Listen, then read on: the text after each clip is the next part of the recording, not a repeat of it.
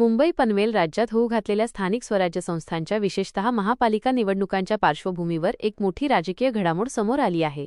पनवेलमध्ये भारतीय जनता पार्टी आणि शिवसेना महायुती या दोन्ही पक्षांनी निवडणुका महायुतीच्या माध्यमातूनच लढवण्याबाबत सकारात्मक चर्चा सुरू केली आहे।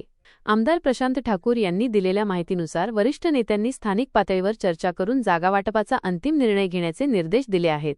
कोणती जागा भाजपकडे आणि कोणती शिवसेनेकडे यावर लवकरच शिक्कामोर्तब होईल। पनवेलमध्ये भाजपच्या नेतृत्वाखाली झालेल्या विकास कामांवर त्यांनी विशेष भर दिला। त्यांच्या मते भाजपने सत्तेत असताना विकास कामांना प्राधान्य दिले, ज्यामुळे सिडकोकडून 350हून अधिक भूखंड ताब्यात घेऊन मैदाने, उद्याने आणि तलावांची निर्मिती शक्य झाली। दुसरीकडे भाजप प्रदेशाध्यक्ष रवींद्र चव्हाण यांनीही पनवेल महानगरपालिकेत भाजपच्या नेतृत्वाखाली विकासाला गती मिळाल्याचे स्पष्ट केले। 2017मध्ये महानगरपालिका स्थापन झाल्यावर देवेंद्र फडणवीस यांच्या नेतृत्वाखाली आमदार प्रशांत ठाकूर यांनी सुमारे 350 विकासकामे पूर्ण केली आणि त्यांचे लोकार्पणही केले। सध्या पनवेल महापालिका ड वर्गात असली तरी लवकरच ती क वर्गात पोहोचेल असा विश्वास चव्हाण यांनी व्यक्त केला। येत्या 15 जानेवारीला मतदान होणार असून भाजपने केलेल्या विकासकामांच्या जोरावरच जनतेकडे कौल मागणार असल्याचे प्रशांत ठाकूर यांनी ठामपणे सांगितले आहे।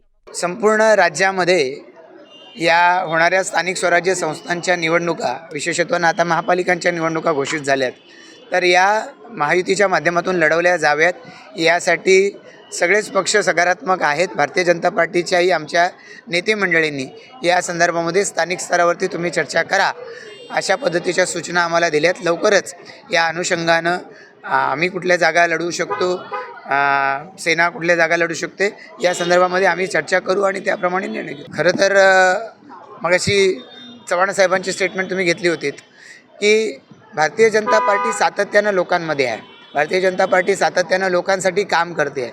त्यामुळे भारतीय जनता पार्टी ही लोकांच्या अडचणी समजून घेऊन त्या मार्गी लावण्यासाठी काम करते, लोकांसाठी आवश्यक विकास कामं कोणती याच्यासाठी काम करत राहते आणि त्यामुळे त्याला अनुषंगून जी कामं पूर्ण झाली त्याचं लोकार्पण केलं गेलं आहे। आपण पाहिलं प्रभाग समिती कार्यालयांची लोकार्पणं झाली, आरोग्य केंद्राचं लोकार्पण खारघरमध्ये झालेलं आहे।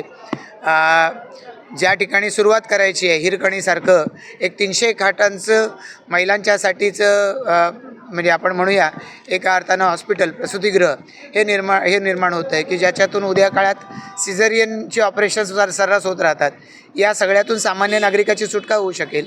वेगवेगळ्या रस्त्यांची कामं झालेली आहेत, गटारांची कामं झालेली आहेत, या सगळ्यातून तलावाचं लोकार्पण झालेलं आहे। या सगळ्यातून लोकांना सुविधा द्यायचा प्रयत्न पनवेल महापालिकेला केला आहे, तसा पाठपुरावा पनवेल महापालिकेकडे आम्ही केलेला आहे।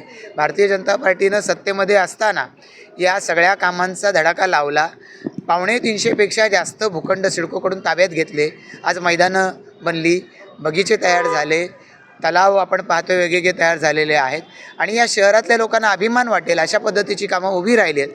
त्यामुळे एका अर्थानं निवडणुकीसाठी भाजप नेहमीच तयार आहे आणि या येणाऱ्या निवडणुकांना आता 15 जानेवारी मतदानाची तारीख आहे, तर त्यामुळे या निमित्तानं लोकांच्याकडे जाऊन आम्ही मागितलेल्या कामाच्या आधारावरती आम्ही कौल मागणार। महाविकास आघाडी एकत्र येऊ दे, कसेही येऊ दे, ते एकत्र येत आहेत ते केवळ निवडणुका लढवण्यासाठी येत आहेत।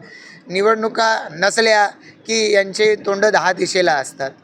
महाविकास आघाडीला या शहराचे प्रश्न सोडवावेत म्हणून महाविकास आघाडीच्या इथल्या नेत्यांमध्ये कधीच इंटरेस्ट वाटलेला नाही।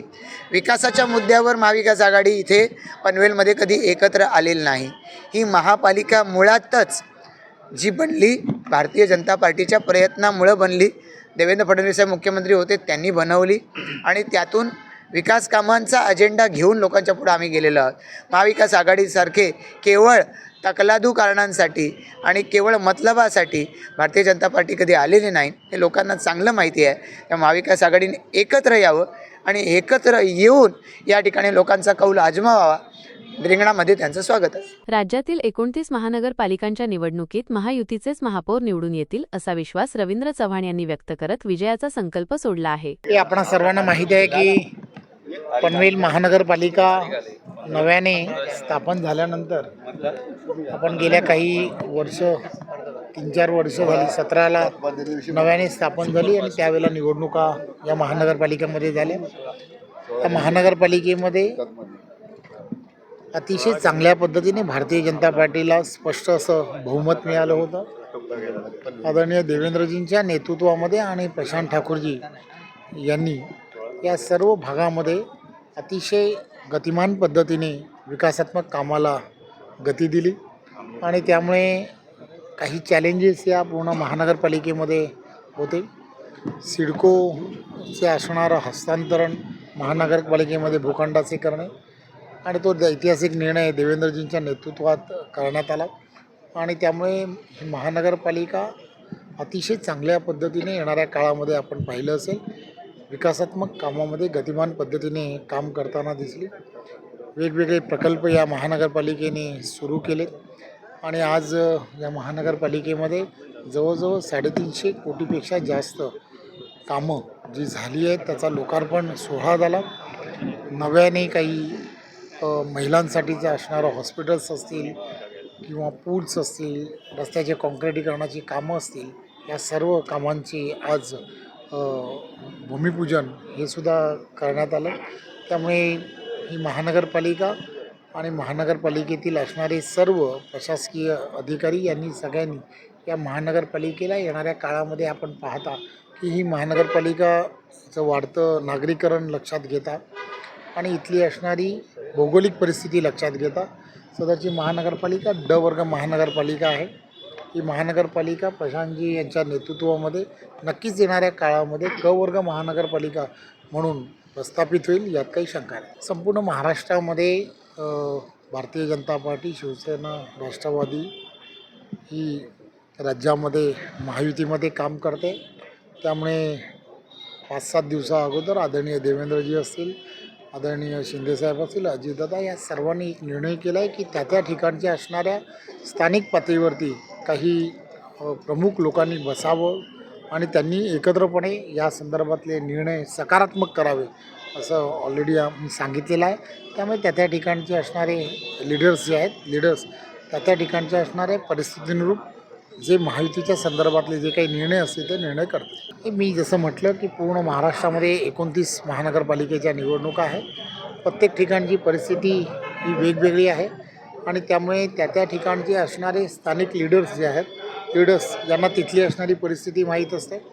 परंतु एक गोष्ट फार महत्त्वाची आहे की या 29 ठिकाणी महायुतीचेच महापौर होतील यात काही शंका नाही. हे आपल्याला माहीत आहे की भारतीय जनता पार्टीचा कार्यकर्ता असेल किंवा महायुतीचा कार्यकर्ता हा 24/7 हा राजकारण आणि समाजकारणाशी जुडलेला आहे. त्यामुळे तो निवडणुकांना कसं सामोरं जावं हे त्यांना सगळ्यांना माहीत आहे आणि भारतीय जनता पार्टीचा कार्यकर्ता हा 51% लढाई जिंकण्यासाठी निवडणुकींमध्ये तयारी करतो आहे आणि मला खात्री आहे की 51% लढाई भारतीय जनता पार्टीचा कार्यकर्ता नरेंद्र मोदीजी यांच्या नेतृत्वात आणि महाराष्ट्रात देवेंद्रजींच्या नेतृत्वात नक्की जिंकेल यात काही शंका नाही. माझ्या चॅनलला सबस्क्राईब करा आणि बेल आयकॉन दाबा जेणेकरून तुम्हाला माझे नवीन व्हिडिओ मिळतील.